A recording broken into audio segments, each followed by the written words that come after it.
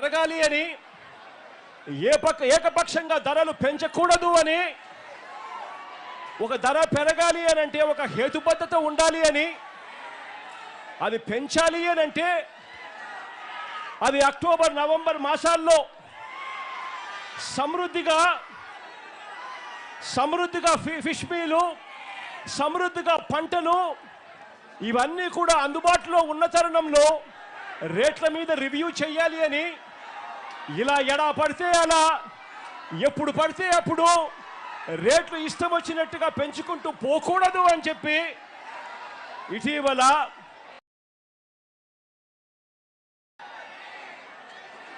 Aqua రైతాంగం అంతా కూడా తమ గోడును వెలుబుచ్చుకున్నారు.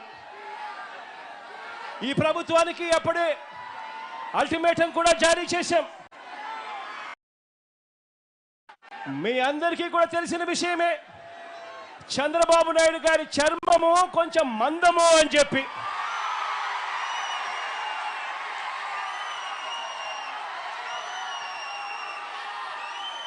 దున్నపోతు మీద వర్షం పడినా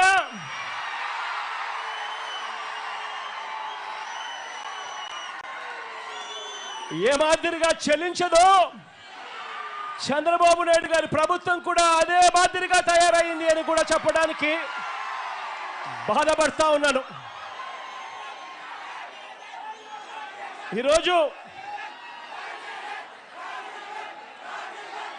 ఈరోజు మన కర్మ ఏమిటి అని చెప్పి ఒక్కసారి గమనించినట్లయితే ఆశ్చర్యంగా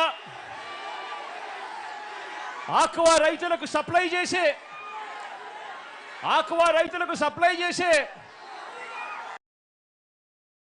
ఫీడ్ కానీ, చివరికి పంట కొనుగోలు కానీ, చివరికి ప్రాసెసింగ్ కానీ, ఈ ప్లాంట్లన్నీ కూడా చంద్రబాబు నాయుడు గారి సానుభూతి పరులకే ఇవన్నీ కూడా ఉండడం ఈ రాష్ట్రంలో రైతాంగం చేసుకున్న కర్మ. అంటే ఇవాళ పరిస్థితి రాష్ట్రంలో ఎలా ఉంది అని అంటే, వాళ్ళు ఎలా కావాలి అని అంటే అలా నడుపుతా ఉన్నారు. సీడు కొనేటప్పుడు సీడు రేటు ఎంతో వాళ్ళే నిర్దేశిస్తారు. ఫీడ్ కొనేటప్పుడు ఫీడ్ రేట్ ఎంతో కూడా వాళ్ళే నిర్దేశిస్తారు. చివరికి ఆక్వా రైతన్న లక్షల రూపాయలు ఖర్చు చేసి సాగు చేస్తే తీరా రొయ్యలు, ఆ చేపలు పంట పండి చేతికొచ్చేసరికి మొత్తం సిండికేట్గా ఏర్పడతా ఉన్నారు. రేట్లు మాత్రం డమాలని చెప్పి పడేస్తా ఉన్నారు. ఈ రాష్ట్రంలో చంద్రబాబు నాయుడు గారి సానుభూతి పరుల సిండికేట్ ఈరోజు ఈ రాష్ట్రాన్ని నడిపిస్తా ఉంది. ఇలా రైతుల బతుకుల్ని ఈ సిండికేట్ చేతుల్లోనే నలిగిపోతా ఉన్న పరిస్థితులు ఈ రాష్ట్రంలో మనందరికీ కూడా కనిపిస్తా ఉన్నాయి, మన కళ్ళ ఎదుటే. చంద్రబాబు గారు ఈ సీట్లోకి వచ్చారంటే చాలు, ఈ సిండికేట్కు పండగే పండుగ.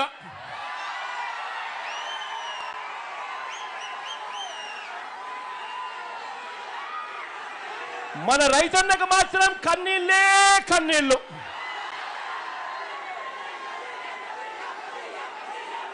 ఇలాంటి పరిస్థితి ఈ రాష్ట్రంలో ఉంది. మొట్టమొదటిసారిగా ఇలాంటి పరిస్థితులు మార్చాలి అని చెప్పి తాపత్రయపడిన ప్రభుత్వం ఎప్పుడైనా వచ్చి ఎస్ఆర్సీపీ ప్రభుత్వం అని చెప్పి కూడా గర్వంగా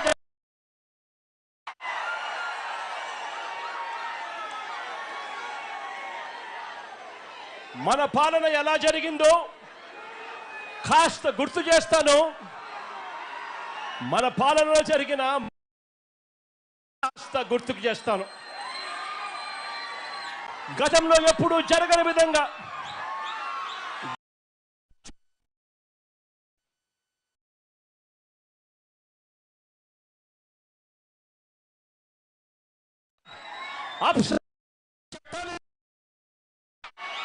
Andhra Pradesh state aquaculture development authority 2020 ఆగస్టులో మన ప్రభుత్వం ఏకంగా చట్టమే తీసుకొచ్చింది.